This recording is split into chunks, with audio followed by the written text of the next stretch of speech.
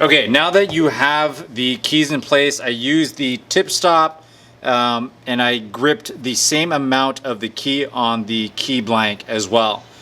Once you do that, because you're not gripping that much meat, remember, you don't want it to over tighten because it will definitely mess up the keys itself. So you don't over tighten, but just enough where you know it's gonna hold it in place. This one, you do want to control it because you know you're not holding, the jaw is not holding that much meat on the key. So you do want to control the cut, so you control this carriage and how much it's pushing. Okay, so we have it set up. Got to get your safety goggles on and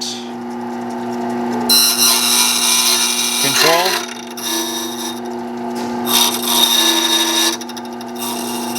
I'm going slow because there's not much holding this key on, so.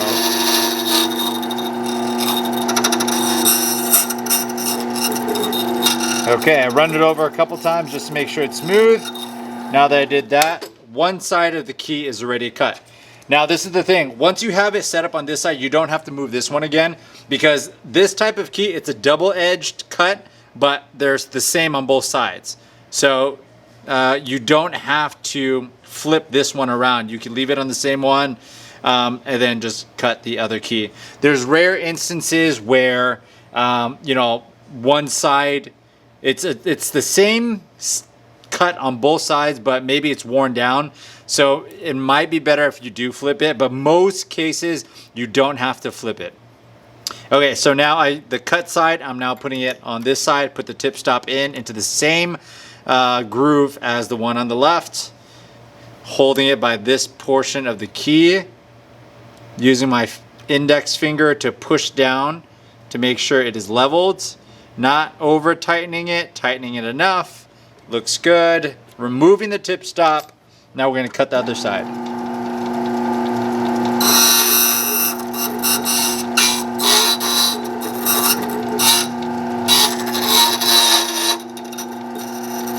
Controlling the cut because it's not being held on lightly.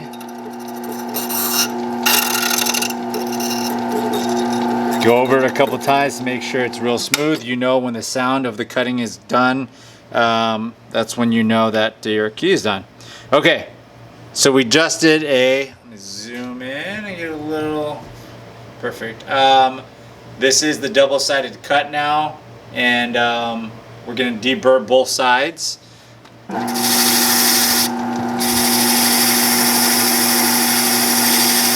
Okay, we don't have to do much of it. Deburr the other side.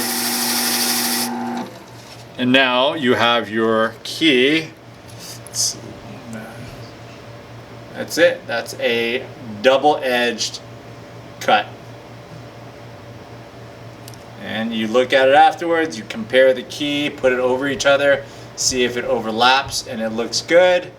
If it does, then that means you did a perfect job on the key cut. That's it.